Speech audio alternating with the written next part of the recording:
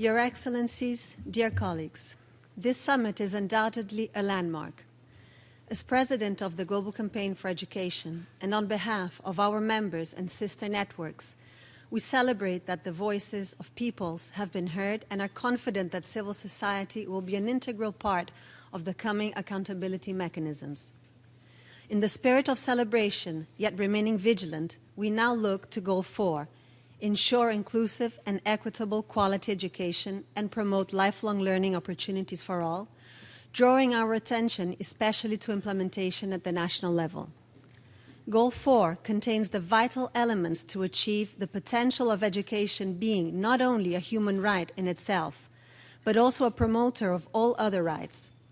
The commitment towards inclusive education indicates that the goal won't be met if not met by all. Inclusive education ensures access, values diversity, and promotes the overcoming of discriminations, including patriarchy. Gender equality, based on changes in perceptions, relations, and practices, such as child marriage and school-related gender-based violence, is vital in confronting historic power structures that have violated rights of women and girls over centuries. Ensuring inclusion will also require political will to confront the root causes of conflict, which currently violate the right to education of almost 34 million children. Age cannot be a factor of discrimination, and we call on states to prioritize the rights of adults and older persons. While the SDGs include adult literacy and education, we are concerned that the Addis Ababa Action Agenda made no mention to this.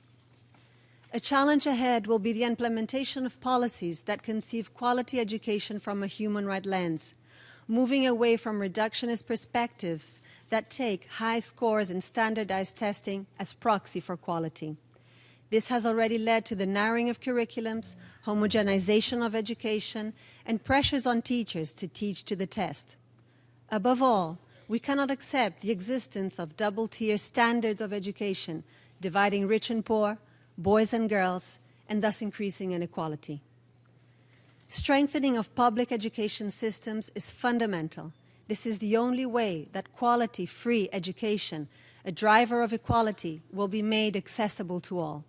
We are alarmed by the rise of edu-businesses and the commodification of education, which jeopardize equity and place profit before the right to education. If we value education, then we must value the teachers and the students that are at their heart.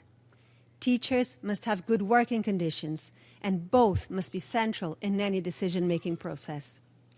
Furthermore, this ambitious agenda will only be fulfilled with increased financing commitments, both domestic and from international cooperation. Today, we have the benefit of 15 years of hindsight. Let us learn from our achievements and challenges and move forward together with renewed vigor and ambition to ensure the fulfillment of all human rights. I thank you very much for this opportunity.